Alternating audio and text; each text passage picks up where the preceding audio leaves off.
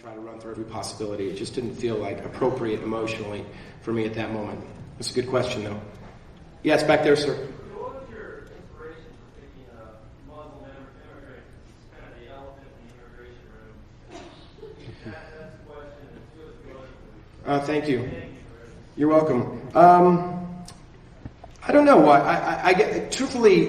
It's a good. You asked why I picked a Muslim Arab immigrant. Is that sort of the elephant in the room right now in the world? There's probably a few Mexicans out there who would disagree with that. But I think the story for me began when I was spending some time in the Middle East the first time. The State Department sent me to show the station agent over there. It was a very odd and wonderful experience, and it was my first time in the region, and I was very affected by the culture and the people, specifically in Beirut. When I was in Lebanon, I went back a few times to work with some young filmmakers there, and I was just so struck by it. I felt it was like this weird Irish-Lebanese connection that I joke with Oz about. But, I had this idea for this character.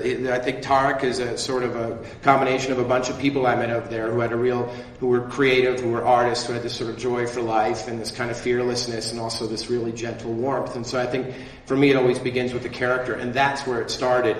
After doing some research, then I stumbled upon these immigration and detention centers, and that became a part of the story.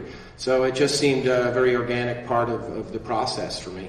Also spending time in New York, unlike on the West Coast, you do have a lot of South American, specifically Mexican immigrants in detention, just by majority. And on the East Coast, we had a lot of African and Middle Eastern and Malaysian, Asian, that type of thing. So it seemed more factually accurate to the story set in New York.